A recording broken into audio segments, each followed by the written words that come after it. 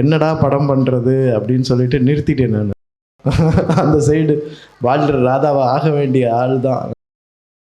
அவருடைய பேச்சை கேட்டோன்னே நிஜமாலுமே இதுக்குள்ளே தவளமான்னு யோசிச்சுட்டு இருக்கிறாங்க இளைஞர்கள். அப்படியே காலரை பிடிக்கிறதுக்கான பிரச்சனை நடந்தால் தான் போய் பார்த்துட்டு இருக்குமே தவிர பிரச்சனை ஏன்னா ஏதாவது ஒரு கட்டிங் போட்டு நடித்து பார்க்கலாமான்னு அது எப்படின்னு கண்ணை சோப்பாய்க்கினீங்க. ஜோக்கருக்கு அப்புறம் பாட்டில் ராதா அவர் எப்படியோ அவர் வேற என்ன சொல்கிறது. ரெண்டாவது முக்கியமான ஒரு விஷயம் வந்து வீட்டை விட்டு வெளியே போகிற பெண்களை வந்து எங்கம்மா போகிற, எப்போ வருவ, யார் கூட போகிறேன்னு கேள்வி கேட்குற கேட்டால் தான் நம்ம குடும்பத்தை. எல்லாருக்கும் வணக்கம். ரொம்ப ரொம்ப பெருமையாகவும் சந்தோஷமாகவும் இருக்குது. இந்த மேடை தென்பெண்ணை இலக்கிய சமவெளிக்கு எனக்கு மிக மிக எப்படி நன்றி சொல்கிறதுன்னு தெரியல. இதுக்கெல்லாம் மூல காரணம் தினகரன் சிவலிங்கம் அவர்கள் தான்.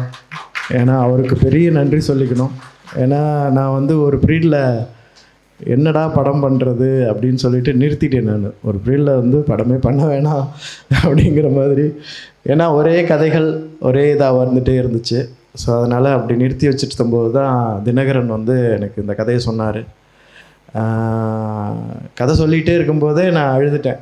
எல்லாம் நீங்கள் மீடியாஸில் பார்த்துருப்பீங்க, விஷுவல் மீடியாஸில் நிறையா மீடியாலெலாம் பார்த்துருப்பீங்க. ஏன்னா ஒரு பக்கம் நான் ஸ்லிப் ஆக வேண்டியது தான். அந்த சைடு வாழ்கிற ராதாவை ஆக வேண்டிய ஆள் தான் நான்.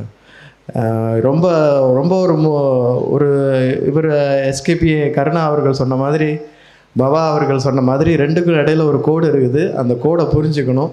ஒரு சாரார் இந்த கோட்டிலேருந்து இந்த பக்கம் இருக்கிறவங்க வந்து அதெல்லாம் தப்பு இல்லை, எப்போயாவது ஒரு தடவை குடிக்கலாம் அப்படிம்பாங்க. இன்னொரு பக்கம் அன்பண்ணை வந்து ரொம்ப நான் படம் நடிக்கும்போது கூட நான் இவ்வளோ நெகிழ்ந்து போகலை, படம் அப்புறம் பார்க்கும்போது கூட நான் நெகிழ்ந்து போகலை. அவருடைய பேச்சை கேட்டோன்னே நிஜமாலுமே ரொம்ப சங்கடமாகிடுச்சு. அதாவது இந்த பக்கமும் அந்த பக்கமும் கோடு தெரியணுமா தெரியாதா அப்படிங்கிறதுக்கு பதிலாக எதுக்கு அதுக்குள்ளே போய் நுழைஞ்சிக்கிட்டு, அது ஒன்றும் அத்தியாவசிய பொருள் இல்லையே. எதுக்கு நான் இந்த பக்கம் இந்த கோடை பார்க்குறதா அந்த கோடை பார்க்குறதா, ஏன் அது தேவையில்லையே. ஏன்னா நாம் இடையில வந்து டிஒய்எஃப்ஐலேருந்து ஒரு மீட்டிங் கூப்பிட்டு பாராட்டினாங்க. அப்போ நான் சொன்னது என்னென்னா, இந்த பக்கம் நீங்கள் குடித்தவங்களெல்லாம் பிரச்சனைக்குரியவர்களாக பார்த்து காப்பாற்ற போயிட்டீங்க. ஒரு சாரார் வந்து காப்பாற்ற போகிறாங்க, மையம் நடத்துகிறாங்க, மறுவாழ்வு மையங்கள் நடத்துகிறாங்க, படங்கள் எடுக்கிறாங்க. இன்னொரு பக்கம் வந்து இதுக்குள்ளே தவளமான்னு யோசிச்சுட்டு இருக்கிறாங்க இளைஞர்கள். அவங்கள தவறதுக்கு முன்னாடி அப்படியே காலரை பிடிக்கிறதுக்கான அமைப்புகள் உருவாகணும். ஏன்னா அதுதான் வந்து நம்ம அன்பு ஆனந்த தோழர் மையம், அன்பு அவர்களுடைய குழந்தை பருவங்கள் மாதிரி இல்லாமல் காப்பாற்ற முடியும். ஏன்னா நம்ம வந்து புறையோடி போன பொண்களில் மருந்து போகிறது இல்லை, எங்கேயாவது பிரச்சனை நடந்தால் தான் போய் பார்த்துட்டு இருக்குமே தவிர பிரச்சனைக்கு முன்னாடி என்ன செய்கிறதுங்கிறதுக்கான ஒரு டிவிஷனை நம்ம வந்து ஒரு பொது வழியில் நம்ம சமுதாயத்துக்காக வேலை பார்க்கணும் அப்படின்னு ஒரு 2 பேர் கிளம்புறாங்கன்னா 2 பேரும் ஒரே திசையில் வேலை பார்க்காம இன்னொரு திசையில் போய் ரைட்டு இவன் வந்து கடையை பார்க்க வரவன் அவனை டைவெர்ட் பண்ணுறேன் நான் அப்படின்னு சொல்லி வேறு பக்கம் டைவெர்ட் பண்ண போகணும். அப்புறம் கடைக்குள்ளே போனோன்னு வெளியே பிடிச்சிட்டு இழுத்துட்டு வரணும். அப்போ தான் வந்து வேலை பளு குறையும். இல்லைன்னா வேலை பளு கூடிக்கொண்டே போகும். நாளுக்கு நாள் கூடும், வருஷம் கூடும். ஏன்னா ஒவ்வொரு வருஷமும் அரசாங்கங்கள்ன்ற கணக்கின்படி ஒவ்வொரு 1000 கோடி கூடிக்கொண்டே இருக்கிறது வருமானத்தினுடைய அளவு. ஸோ அதனால் இது கூடிகிட்டே இருக்குதுன்னா ஆட்களுடைய வாடிக்கையாளர்கள் கூடிகிட்டு இருக்கான்னு தான் அர்த்தம். ஸோ அப்போ புதிய வாடிக்கையாளர்களை எப்படி தவிர்ப்பதுங்கிறத வந்து இதை வந்து ஒரு கணக்காக வச்சுக்கிட்டு வேலை செய்யணும். இதை கணக்கு இல்லாமல் வேலை செஞ்சிட்டோம்னா நம்ம திரும்பவும் இந்த பக்கம் கணக்கில் அடங்காத ஆட்கள் குடிகாரர்கள் மேலே வேலை செய்ய வேண்டிய ஒரு அத்தியாவசியம் வந்துடும். இன்னும் நிறையா படம் தினகரன் அவர்கள் நடிக்கிட்டு எடுக்கணும், நானும் நடிக்க வேண்டியிருக்கும். அதனால அந்த 2 பிரிவாக வேலை செய்கிறதுக்கு ஆரம்பித்தா இன்னும் கொஞ்சம் ஈஸியாக இருக்கும் நம்மளுடைய சமுதாய சீர்கேடுகளை சீர்திருத்த. இதை தவிர வேறு என்ன, நடிக்கிறது நிறைய விஷயங்களுக்கு நான் நன்றி சொல்லிக்கணும். நீங்கள் பார்த்தது எல்லாமே முற்றிலும் நடிப்பு, அதில் ஒன்றும் கூட சம்மந்தப்பட்டதில்லை. இடையில சில சமயம் சில பேர் சஜஷன் பண்ணியிருக்கிறாங்க, ஏன்னா ஏதாவது ஒரு கட்டிங் போட்டு நடித்து பார்க்கலாமான்னு. வாய்ப்பே இல்லை ராஜா, அதெல்லாம் பண்ணவே முடியாது. அப்படி பண்ணுறதும் முறை அல்ல, தர்மம் அல்ல, நடிப்பினுடைய தர்மம் அது கிடையாது. அது வந்து அதுக்கு இயல்பாகவே இருந்துட்டு போகலாம். ஸோ முற்றிலும் நடிப்பு. அதுக்கு உதவி செஞ்சவங்க வந்து என்னுடைய மேக்கப் மேன். நீங்கள் எப்போதும் எல்லாம் கண் எப்படின்னே சிவப்பாக இருக்குது, அது எப்படின்னே கண்ணை சிவப்பாக்கினீங்க அப்படின்பாங்க. கதகளி ஆர்டிஸ்ட் வந்து விடிய விடிய நாடகம் பண்ணுறவங்க, அதே மாதிரி நம்ம கூத்துலேயும் இருக்கிறாங்க. ஸோ அப்போ அது வந்து அவங்களுடைய வேஷத்தில் வந்து கண் சிவப்பாகணும். எல்லா கேரக்டரும் கண் சிவப்பாக இருக்கும். ஸோ அதுக்குன்னு ஒரு சுண்டைப்பூன்னு ஒரு பூ இருக்குது. அது நம்ம கண்ணில் போட்டுக்கிட்டோன்னா உறுத்தாது, ஆனால் கண் மட்டும் சிவப்பாகும். நான் அடிக்கடி போட்டுட்டு ஒரு தினகரன்ட்ட காமிப்பேன், இந்த சிவப்பு போதுமா இன்னும் கொஞ்சம் வேணுமா? அவர் போதும் கொஞ்சம் குறைங்க அப்படிம்பாரு. ஸோ ஒரு பூ எடுப்போம்.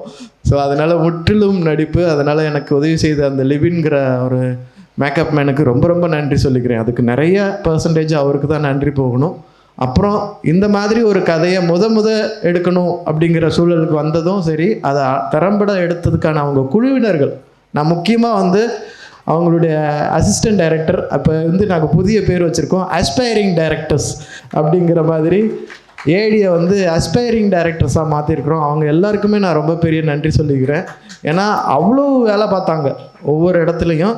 எஸ்பெஷலி இதனுடைய கேமராமேன் ரூபேஷ் ஆகட்டும், அவர் வந்து ரொம்ப ரொம்ப பெரிய ஒர்க் பண்ணார். அவர் சொன்னதை வச்சு தான் நான் வந்து ஆர்ட் டைரக்ஷன் மேலேயே ஒரு பார்வை திரும்பிச்சு. அவர் தான் சொன்னதாக தினகரன் சொன்னார், கேமராமேன் நான் ஒன்றும் பண்ண முடியாதுங்க, கேமரா நான் வைக்க முடியும், அதுங்க என்ன பொருள் வைக்க போகிறாங்களோ அதை வச்சு தான் கேமரா வேலையே தெரியும் மக்களுக்கு. அப்படிங்கும்போது அந்த ஆர்ட் டைரக்ஷனில் இருந்த ராஜா அவர் வந்து எப்படி சொல்கிறதுனே தெரியல. நான் சில சமயம் வந்து ஒரு வேளை வீட்டை பார்த்து இதை எதையுமே மாற்றாதீங்க, நாங்கள் வந்து படம் எடுக்க போகிறோன்னு பிடிச்சி எல்லாரையும் காலி பண்ணி வெளியே அனுப்பிச்சிட்டாங்களா அந்த வீட்டிலேருந்துங்கிற மாதிரி இருக்கும். அந்த மாதிரி ஒரு எங்கேயுமே உறுத்தல் இல்லாத, எங்கேயுமே தனித்து தெரியாத ஒரு ஆர்ட் டைரக்ஷன் ரொம்ப ரொம்ப ரொம்ப நல்லா இருந்துச்சு. மியூசிக் ஏன்னா எல்லாத்துக்குமே ஒரு கலவை தான்.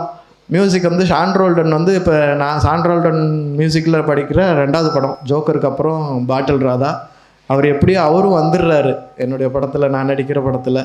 ஸோ அவருக்கும் பெரிய நன்றி சொல்லிக்கிறேன். ஏன்னா இது ஒரு டீம் ஒர்க். எஸ்பெஷலி இந்த மாதிரி படத்தை தயாரிக்கிறதுக்கு முன் வந்த நீலம் ப்ரொடக்ஷன் ரஞ்சித் அவர்களுக்கு பெரிய நன்றி. ஏன்னா காசு போடுறவங்களுக்கு தான் தெரியும் அதனுடைய வழின்னு சொல்லுவாங்க. ஸோ ஏன்னா நிறைய பேருக்கு தெரியும் இந்த மாதிரி கருத்துள்ள படங்களை சொன்னோன்னா இதை பார்க்குறதுக்கு ஆளுங்க வரமாட்டாங்க, கண்டிப்பாக வரமாட்டாங்க. ஏன்னா ஏற்கனவே நான் வந்து போயிருக்கேன், என்னை சிரிக்க வையா போதும் அப்படிங்கிற நிலமையில் இருக்கும்போது இந்த மாதிரி படங்களை நம்ம பவா சார் சொன்ன மாதிரி பிரச்சார நெடி இல்லாமல் சொன்னதுக்காக தினகரன் சிவலிங்கம் அவர்களுக்கு மிகவும் பெரிய நன்றி சொல்லிக்கிறேன். வேற என்ன சொல்கிறது, எல்லாருக்கும் நன்றி. பசியில் இருப்பீங்க, எனக்கும் பிரியாணி வாசனை வேறு அடிச்சிட்டு இருக்குது. ரொம்ப ரொம்ப நன்றி எல்லாருக்கும், வந்திருக்கிற உங்கள் எல்லாருக்கும் நன்றி. ஒன்று தான் சொல்கிறேன், போதைங்கிறது வந்து ஒரு அத்தியாவசியம் இல்லாத பொருள். அதாவது பால், முட்டை, இறைச்சி, உணவு, காய்கறி, இதுதான். நீங்கள் அவர் சொன்ன மாதிரி இந்த அத்தியாவசியம் இல்லாத பொருளை விற்கிற பல பேர் பல கோடீஸ்வரங்களாக இருக்கிறாங்க, பார்த்துக்கோங்க. அப்போ நம்ம எவ்வளோ முட்டாளாக்கப்பட்டிருக்கோங்கிறத உணர்ந்துக்கோங்க.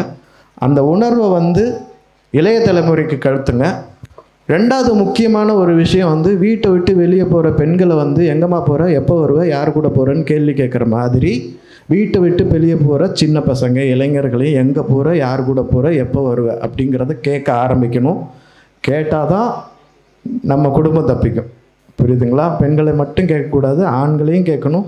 அவங்க நண்பர்கள் என்ன பண்ணுறாங்க, எப்படி இருக்கிறாங்க, எல்லாமே நம்ம விவரம் தெரிஞ்சு தான் ஆகணும். அதுவும் பிரச்சார நெடி இல்லாத படம் எடுத்தது போல் ஒரு அழுத்தம் இல்லாத ஒரு நண்பர்களை போல் கேட்டு அவங்கள வந்து நல்வழிப்படுத்துறதுக்கோ இல்லை தீய வழிகளுக்குள்ளே போகிறதுக்குள்ளாடி தடுக்கிறதுக்குள்ள வழிமுறைகளை நம்ம கண்டுபிடிக்கணும். மிக்க நன்றி இந்த பாராட்டு விழாக்கு. மறுபடியும் தென்மண்ணை இலக்கிய சமவெளிக்கு என்னுடைய நன்றிகளை தெரிவிச்சுக்கிறேன். நன்றி. Bye by.